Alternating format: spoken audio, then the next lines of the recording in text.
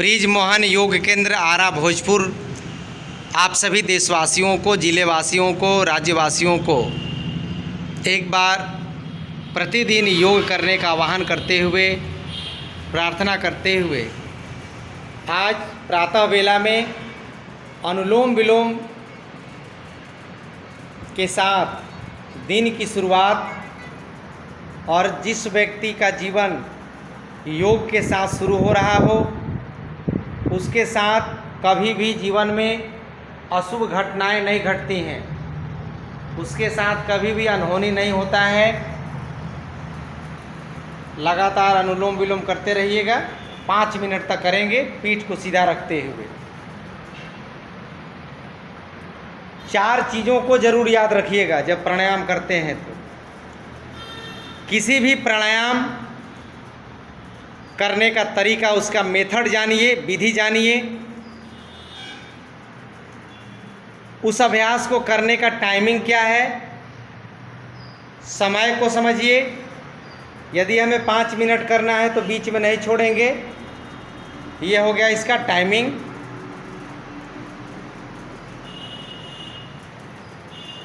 पूरी तरीके से एकाग्र होकर के, कंसंट्रेट होकर के हम अभ्यास करते हैं। पहला हो गया मेथड, दूसरा हो गया टाइमिंग, तीसरा हो गया कंसंट्रेशन, एकाग्रता, और चौथा है कंटिन्यूटी, निरंतरता। चारों में से एक चीज़ भी यदि आपका गैप हो रहा हो, अनबैलेंस हो रहा हो, तो आपका पूरा का पूरा प्रक्रिया ही खराब। इसलिए संकल्प लीजिए, मैं जीवन में योग के क्षेत्र में ही नहीं, जीवन में किसी भी क्षेत्र में यदि कोई कार्य की शुरुआत करते हो तो चारों सूत्र को अपना करके करिएगा। आप कभी भी फेल नहीं करिएगा। संघर्ष होंगे, समस्याएं आएंगी, रुकावटें मिलती रहेंगी, लेकिन धीरे धीरे सारी रुकावटें दूर होती चली जाएंगी। अनुलोम विलोम करते रहिएगा लगातार। बाएं नाक से लेना, दाहिने से छोड़ना, दाहिने से लेकर के पुनः बाएं से छोड़ देना। ये हो गया इसका मेथड। अब अभ्यास करते समय मन को कैसे एकाग्र किया जाता है, उसकी सबसे सरल विधि है, क्योंकि मन बहुत चंचल है, मन भागता रहेगा। हमें मन को समझाना है। मन जहाँ जाए शुरुआती दौर में उसको जाने दीजिए, रोकिए मत। जहाँ जाए, पहाड़ पे जाए, हिमालय पे जाए, नदी में जाए, घर पे जाए, द्वार पे जाए, खेत में जाए, खलिहान में, जहाँ जा रहा है जाने दीजिए। ठीक एक छोटे बालक की तरह। छोटा बालक छत पे घूमता है बिना मुंडेर के, बिना रेलिंग के, और माँ बाप बगल में बैठे रहते हैं, खड़े रहते हैं ठीक उसके पीछे साए की तरह। और जैसे ही लगता है कि ये बच्चा गिर सकता है, तुरंत माँ उसे पकड़ के गोद में उठा लेती है। यानी लगाम, जैसे घोड़े को लगाम लगाते हैं, उसी प्रकार मन को जाने दीजिए कहाँ जाएगा, लेकिन उसकी लगाम को ढीली रखिए। और जैसे ही लगे कि मन इधर उधर जाना चाहता है, उस लगाम को अपने हाथों से खींच लीजिए और वो मन वहीं रुक जाएगा, और वहाँ से योग की शुरुआत होगी। शुरू करते रहो बेटा। इच्छा नहीं भी हो तो अनुलोम विलोम करना है। इच्छाओं से ऊपर उठना है, इच्छा से परे, मन से ऊपर, विचारों से ऊपर। आज मैं आपको अनुलोम विलोम कराते समय निर्बीज समाधि के बारे में चर्चा करूंगा कि निर्बीज समाधि क्या है। जैसे आप चना को देखे होंगे या कोई अनाज को देखे होंगे, उसके बीज को देखे होंगे,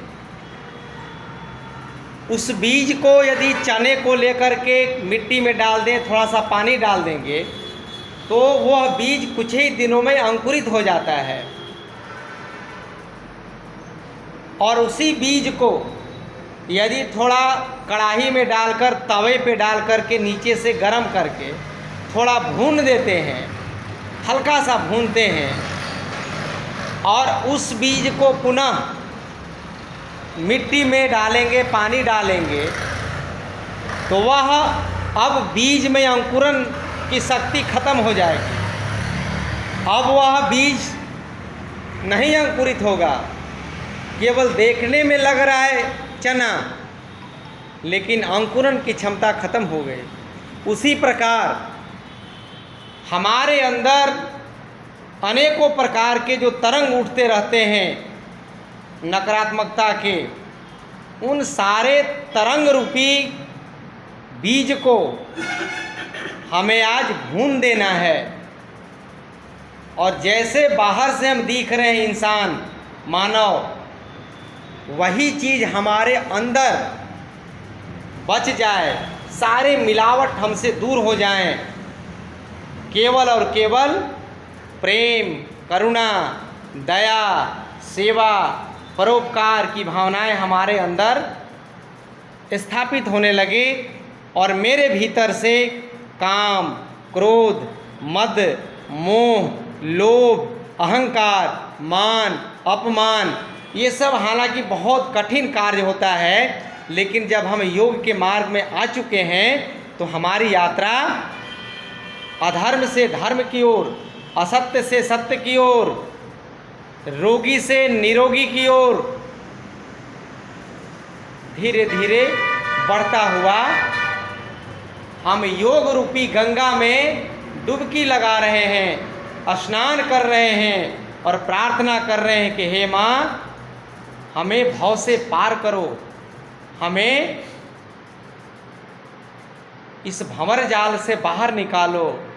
मेरी नैया डगमग डोल रही है, पतवार है प्रभु तेरे हाथों में, आप इसे बाहर निकालने का प्रयास करिए। ऐसा मन में भाव रखते हुए जब अनुलोम विलोम करेंगे तो हमारे भीतर, मैं तो कहता हूँ कि अनुलोम विलोम यदि आप विधि पूर्वक 15 मिनट करेंगे तो 100 बीमारी नहीं, हजारों प्रकार की बीमारियों को यह ठीक करने वाला अभ्यास है।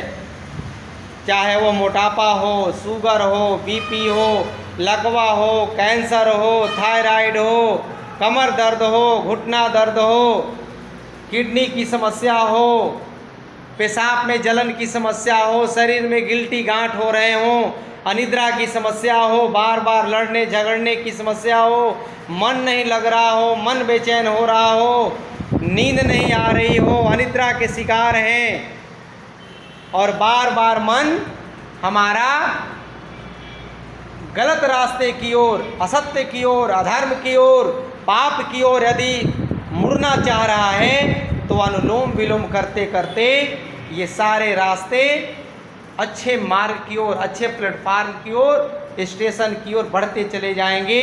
यही है अनुलोम विलोम करने की विधि, प्रक्रियाएं, और साधक को इसमें तय करना होता है कि हम अभ्यास कर रहे हैं। बाहर से देखने में आपकी आकृति लग रहा है योगी जैसा, आंखें बंद हैं, अनुलोम विलोम चल रहा है, लेकिन आपके मन में क्या चल रहा है ये आप ही सोच सकते हैं और लाभ उसी सोच पर निर्भर है, उसी विचारों पर निर्भर है। इसलिए आपके सोच में बदलाव लानी पड़ेगी, आपके विचारों में परिवर्तन करना होगा।